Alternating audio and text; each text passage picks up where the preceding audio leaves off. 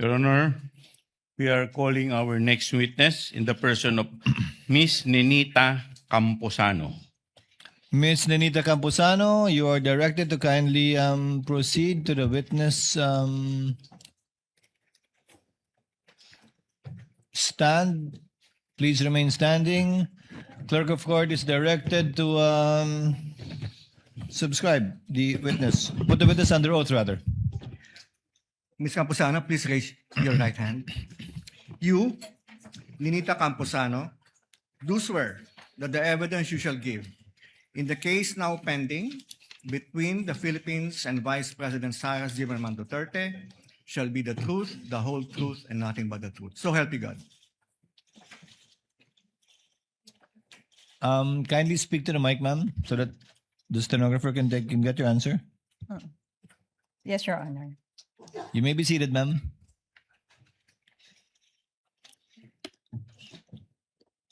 Representative Chua, your witness. You may proceed when you're ready with your offer. Thank you, Your Honor.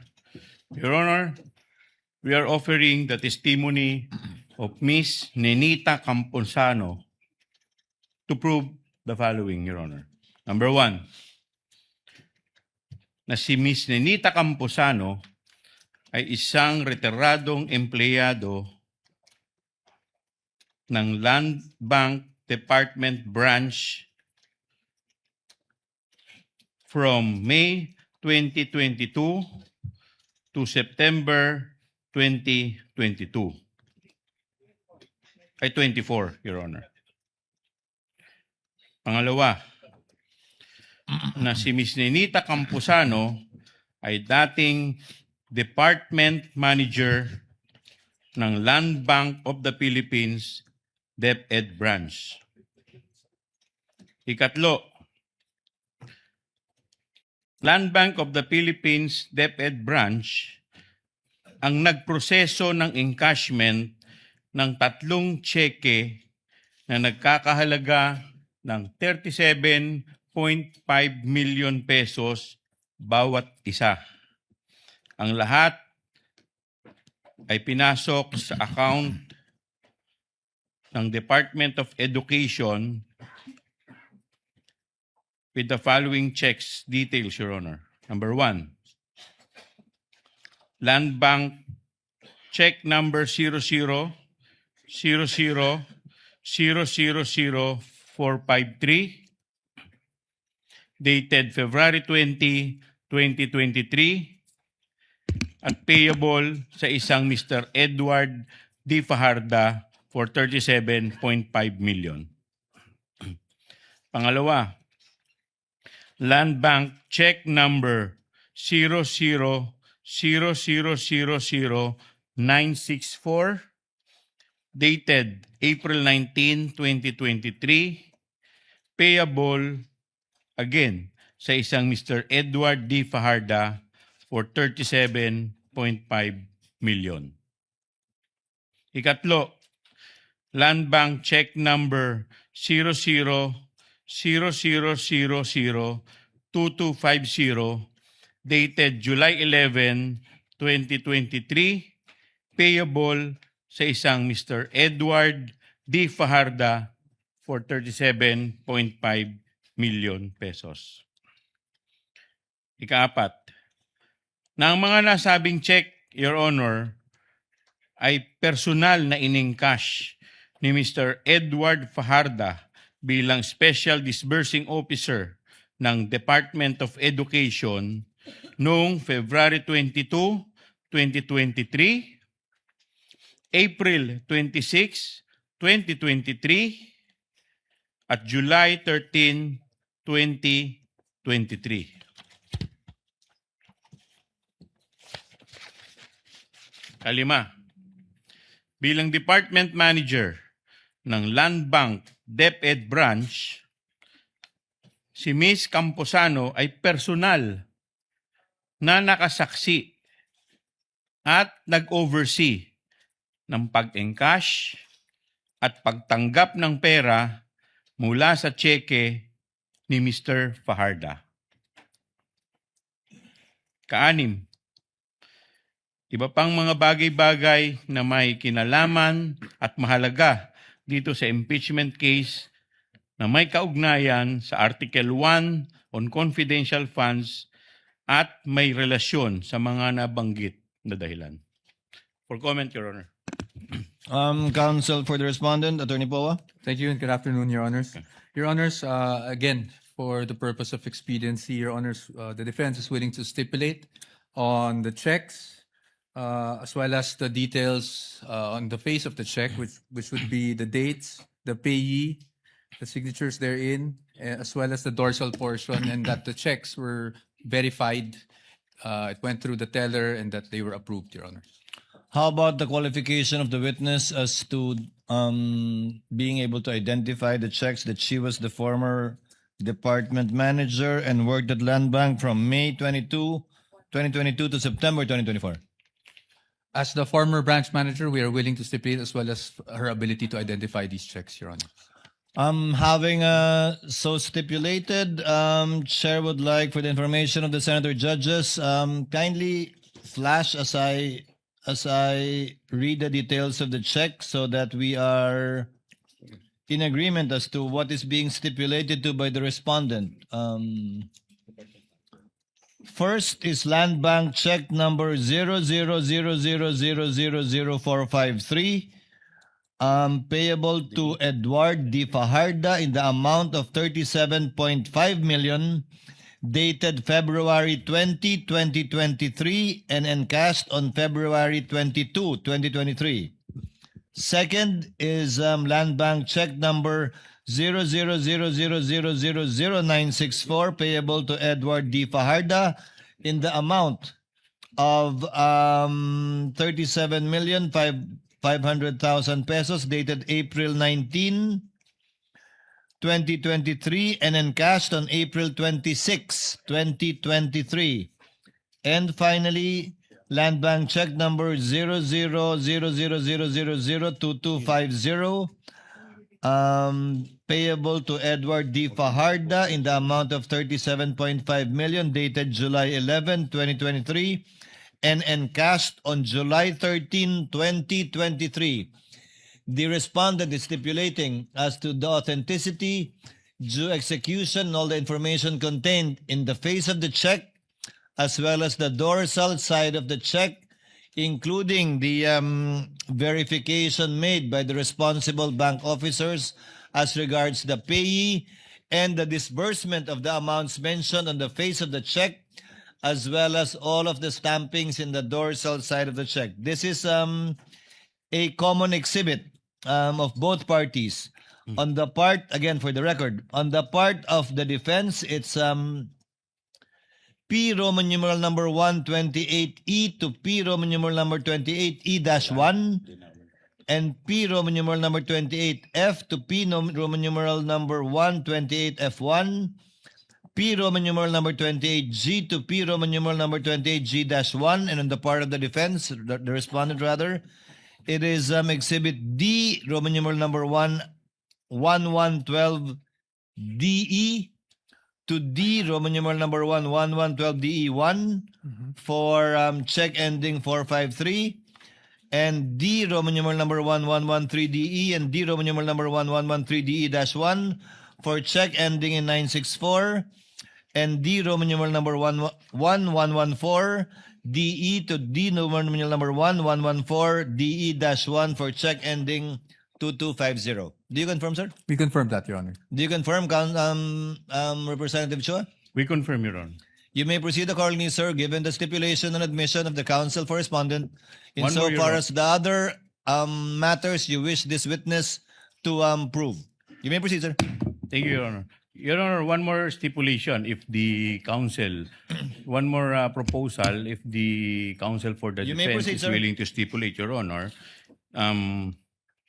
if they are willing to stipulate that the 3 land bank checks were funded by the Philippine Treasury for the account of the Department of Education, Office of the Secretary. We stipulate, Your Honor. Okay. So stipulated. So we will now proceed, Your You Honor. may now proceed to the other matters, counsel, in your reminder of the stipulations and admissions so that Yes. we save on the court's time. You may Yes, proceed, Your sir. Honor. Now, Madam Witness, pupunta tayo sa proseso ng encashment ng cheque. Now, Madam Witness, pwede bang malaman namin ano ang proseso ng encashment ng 3 cheque na nabanggit po kanina kung maalala po ninyo? Pare-parehas naman po ang proseso doon sa 3 tseke. So, ang una po ay tatawag po sa amin ng Cash Division ng DepEd para magpa-reserve ng pera. Okay. Now, Madam Witness, sabi mo, tatawag sa inyo ang cash division ng DepEd. Yes. Now, ang tanong ko po, sino sa cash division ng DepEd ang tumatawag po sa inyo? Ang tumatawag po sa akin ay si Miss Sonia De Leon po, ang Chief Admin po ng Cash Division ng Department of Education. Sonia. With the permission of Representative Chua, can you pronounce the name more distinctly, ma'am? Ano pong pangalan? Sonia? Sonia De Leon. De Leon. Yes, sir. Yes, Your Honor. D-E-L-E-O-N. Yes, Your Honor. You may proceed, Representative Chua. Thank you, Your Honor. So sabi mo, tatawag sa inyo. Sino sa inyo? Sa akin po. Okay. Now, Madam Witness, pwede pa namin malaman, paano mo nakilala itong si Miss Sonia De Leon ng Cash Division ng DepEd? Siya po ang head ng Cash Division ng DepEd at siya rin po ang palagi naming nakakausap regarding sa mga transactions po ng DepEd. Okay. Bakit kinakailangan tumawag ni Miss Sonia De Leon sa inyo po? Regarding sa encashment po. Yes, bakit kailangan niyang tumawag? Anong dahilan? Kasi po wala naman po kaming enough cash para dun sa mga cheque na mention. Kaya kailangan po niyang tumawag para i-reserve po namin. Okay. So sabi ninyo, kaya siya kailangan tumawag dahil kinakailangan i-reserba ninyo. So Yes, ngayon, sir. pagkatapos po tumawag ni Miss Sonia De Leon sa inyo, ano na po ang susunod na mangyayari? Pagkatawag po ni Ma'am Sonia ay i-relay ko na po yung cash requirement nila sa kahera ko para po siya ang mag-request sa cash center po ng Land Bank. Okay. So pagkatapos pong tumawag ng kahera ninyo sa cash center ng Land Bank, ano na po ang susunod na mangyayari kung meron man po?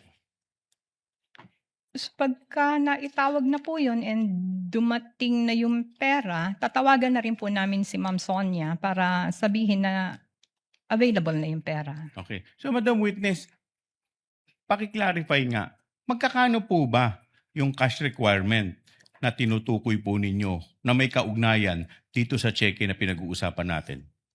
Ang amount po kasi nung cheque is 37.5. So, nasa ganoon din halos yung amount nung ire-request po ng kahera sa cash center namin. Okay. So sabi mo, tatawag yung aabisuhan ninyo, yung cash center. Pagkatapos, ano na po nangyari pagkatapos? Ni-request na po yun ng kahera. So, kung the following day, darating na po yun at tatawagan na rin po namin sila Ma'am Sonia na dumating na yung pera. Available na yung pera for encashment. Okay. Now, pagkatapos po ninyong tawagan si Miss Sonia, ano na po ang susunod na mangyayari? Darating na po yung pay ng cheque si Mr. Fajarda at i-encash na po niya yung cheque. Okay. So, Madam Witness, pwede po ba paliwanag ninyo sa amin, ano ang unang proseso na ginagawa ni Mr. Fajarda pagpunta po sa inyo sa pag-i-encash ng cheque? Yung cheque po plus ID niya ay ibibigay po sa verifier para po i-verify yun.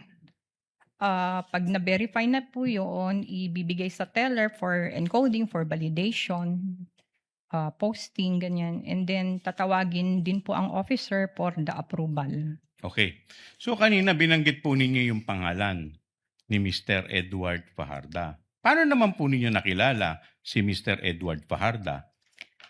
Siya po yung payee ng cheque. So bukod po sa pagiging payee ng cheque, ano po ang experience ninyo? Paano po ninyo nakilala si Mr. Fajarda? Dun lang po sa mga present niyang identification. Okay. So, kailan po yung unang pagkakataon na nakilala o nakita ninyo si Mr. Edward Fajarda? Nung pong encashment nung first check, nung February. Okay. Now, Madam Witness, so pagkatapos, napirmahan na ng yung dulong-dulo, sabi po ninyo, na-approve na, napirmahan na. Ano na po yung susunod na mangyayari kung meron man po? Pagka po natapos na po yung proseso namin ng pag-validate ng cheque at pag-approve, tatawagin na po namin si Mr. Fajarda sa backroom. So, doon po i-release na po yung cash withdrawal, yung cash encashment. Okay. Doon sa backroom, Madam Witness, sino-sino mga nando doon kung maalala po ninyo? Ang nahandun po ay ako, yung teller na magre-release ng pera, yung kahera po, si Mr. Fajarda, pagkatapos may isa pa po siyang kasama. Okay, ngayon, sabi mo may kasama pa si Mr. Fajarda. Yes, sir. Sino itong kasama niya kung kilala po ninyo? Hindi ko na po siya kilala, sir. Okay. Now, Madam Witness, sabi ninyo, i-release sa backroom yung pera. Yes, Okay, sir. so pagkatapos pong i-release ng teller, ano na po ang susunod na mangyayari? Kung alam po ninyo. Ilalagay na po yun ni Mr. Fajarda sa dala niyang bag. And then, lalabas na po sila dun sa may fire exit, sa may back door po namin. Okay. So, sabi ninyo, may dala si Mr. Fajarda na bag. Anong klaseng bag ba to, kung maalala mo? Hindi ko na siya actually ma-recall, sir. Basta Okay. may dalang bag. So, ilang bag ang dala ni Mr. Fajarda, kung maalala po ninyo? Ang recall ko po ay 2 bag. Dalawang Pero, bag. Okay. Now, Madam Witness, meron ba sa mga empleyado ng inyong bangko ang tumulong o nag-assist kay Mr. Fajarda at sa kasama niya papalabas sa bangko? wala po, sir. Okay. Bakit po wala? May policy po tayo na pagka nakuha na po ng kliyente ang pera, hands off na po ang bangko. Bakit po ganito ang polisiya ninyo? Para sa safety din po ng mga empleyado na parang last touch na kung ano man po ang mangyari dun sa pera after hawakan ng kliyente. Hindi na po namin sagot yun. Okay. Now, Madam Witness, kanina binabanggit ninyo, lumabas sila sa backroom. Yes, sir. Okay. Pag sinabi ninyong backroom, pwede po ba paki-describe po ninyo saan po itong backroom na itong binabanggit po ninyo? Yung backroom po ng Land Bank DepEd branch ay sa may likod po ng teller, sa may likod po. Okay. So doon po sila nag-withdraw ng pera at doon din sila lumabas. Yes, sir. Sa may May- fire exit. Ang ibig po ninyong sabihin, meron pong pinto doon sa backroom papalabas? Yes, sir. Okay. Now, Madam Witness, paglabas po nila dito po sa back exit na sinasabi po ninyo, meron pa po ba silang kasama na sumalubong sa kanila? Kung alam po ninyo. Paglabas po nila doon sa may back door, sa may fire exit, hindi na po namin sila nakikita, sir. Okay. Now, Madam Witness, kanina sinabi ninyo itong 3 cheque na binabanggit po natin. Now, magkakano po yung totality nito, netong 3 cheque na pinag-uusapan po natin? Tatlong ano po yan, tatlong 37.5. So, mga ano po, 112.5 million. Okay. No further question, Your Honor.